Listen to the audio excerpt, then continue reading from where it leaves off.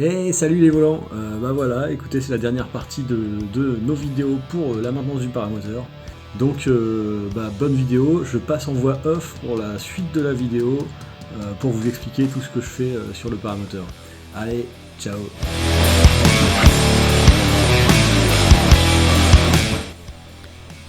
Commençons par le montage du démarreur. Je place les vis côté couronne, avec un peu de frein filet, léger bien sûr.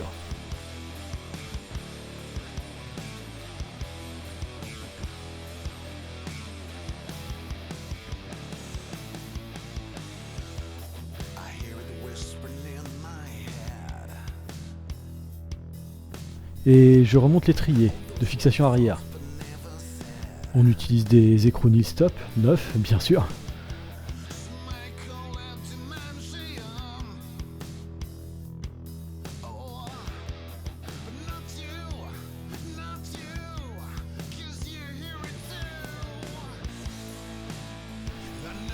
Je pose un vernis sur les vis pour faciliter l'après-vol, et ainsi je verrai si c'est desserré.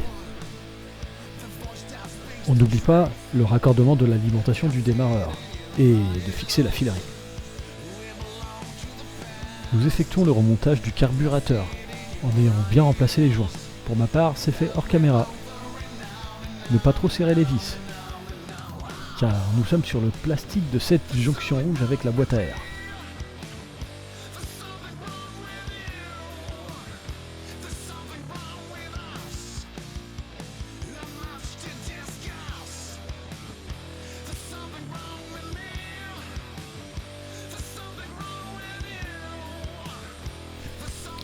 Je remplace le tuyau du côté du réservoir d'essence que l'on coupe à l'identique, en prenant soin de noter l'emplacement des butées.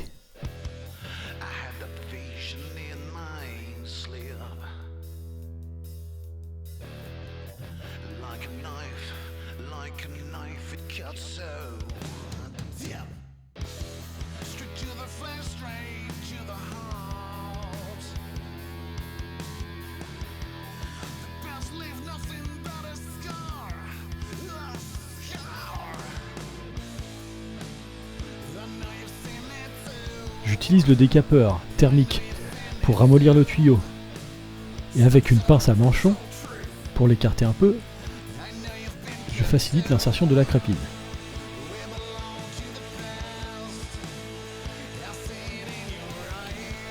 Je réemboîte le tout dans un tube plongeur neuf que je remets en place dans le réservoir.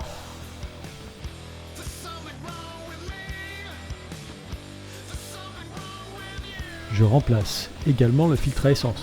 Pour le prix, c'est dommage de s'en priver et ça peut causer pas mal de problèmes.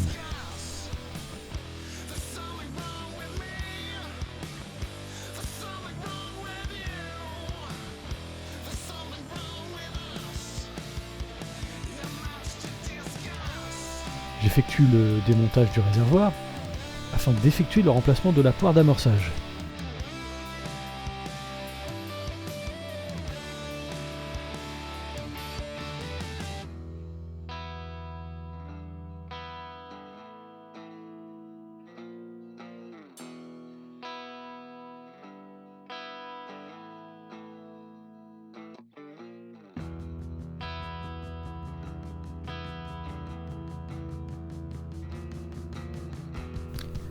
Nous voyons bien ici la différence entre une poire neuve et une poire usagée. On utilise évidemment des durites neuves, de bonne section, et il faut bien être vigilant au sens de la poire, car il y a un côté qui aspire, l'autre qui expulse le carburant.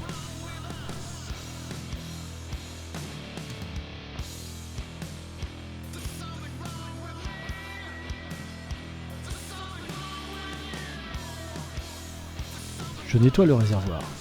Un petit coup de propre, ça fait pas de mal.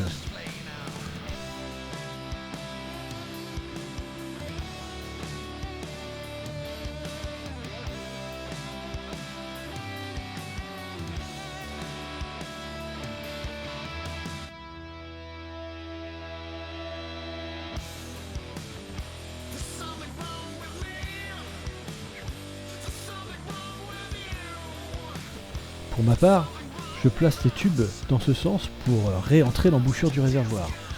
En essayant autrement, ça a pincé les tuyaux. Peut-être ferez-vous mieux.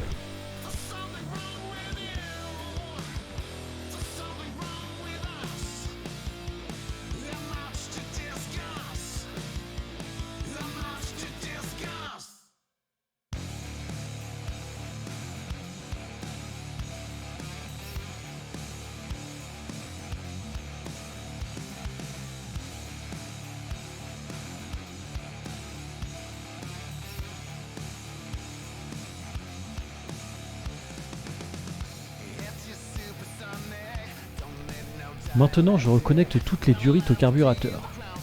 Je mets des petits colliers type coil ring. Faites attention, ici j'ai inversé l'arrivée d'essence, le tube blanc, et l'aspiration de carburant, le tube vert. Bien sûr, au moment d'essayer, j'ai vite compris mon erreur. Alors soyez bien vigilants à l'emplacement de toutes vos durites.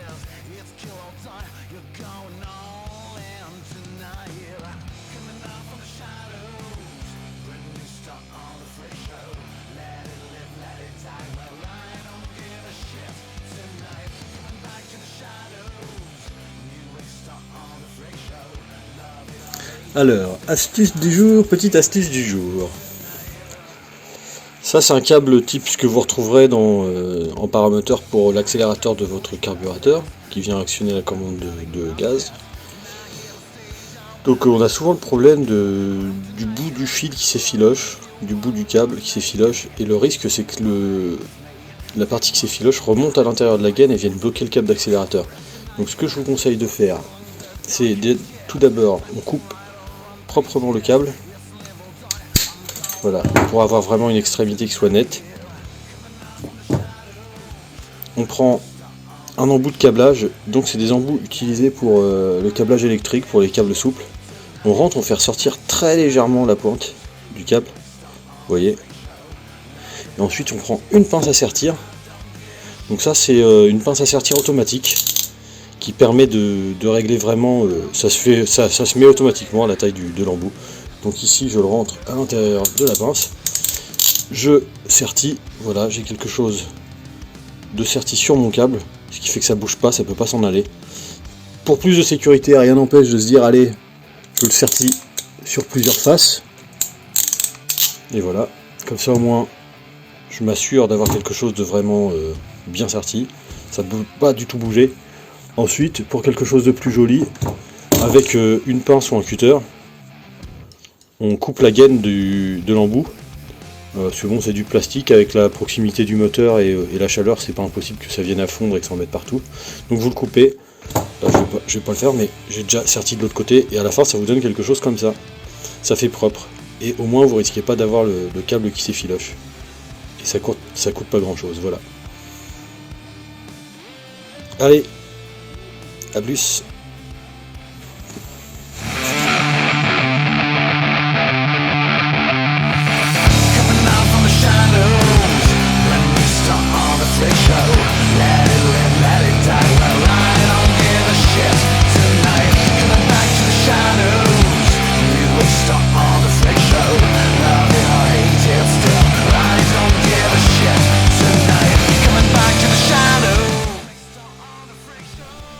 Bon alors ici, j'ai fait une tentative qui ne s'est pas forcément avérée fructueuse.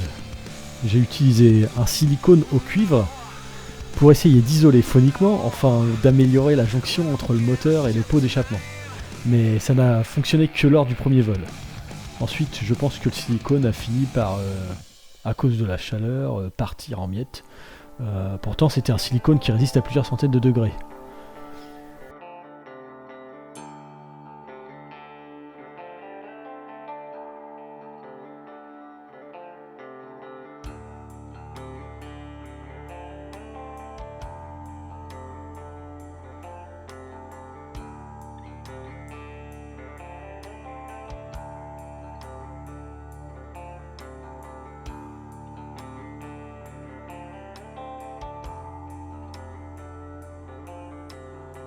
Comme toujours, je mets un petit peu de vernis pour marquer les vis et m'assurer qu'elles ne se desserrent pas lors de l'après-vol. Maintenant, je remets mon ressort d'échappement. En cas de casse du ressort, afin d'éviter que celui-ci ne finisse dans l'hélice, il faut le sécuriser. Il y a plusieurs méthodes. Souvent, on utilise un fil de fer que l'on torsade et normalement ça fait l'affaire. Mais celui-ci s'use très vite et il faut le remplacer souvent. Alors voici ma méthode, que je tiens de Michel, que je salue au passage. Je vais le sécuriser à l'aide d'un câble de type câble de vélo ou d'accélérateur. Passez-le au centre du ressort et de chaque point d'accroche. J'utilise l'intérieur d'un domino d'électricien que j'aurais préalablement démonté. Sans oublier les petits embouts sertis au bout du câble, afin d'éviter que celui-ci s'effiloche. Et le vernis. Effectivement, la souplesse du câble assure une durée de vie bien meilleure que le fil de fer.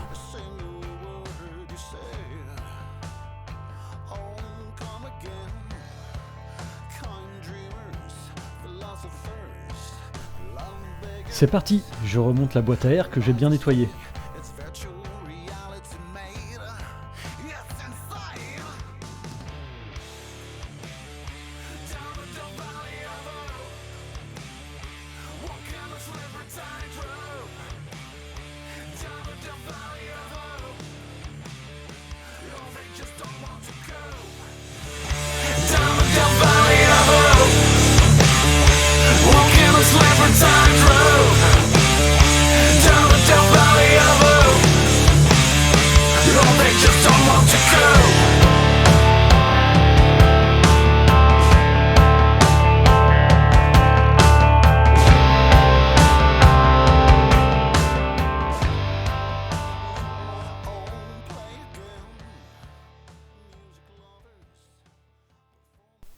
Et la suite du programme, c'est réglage et test.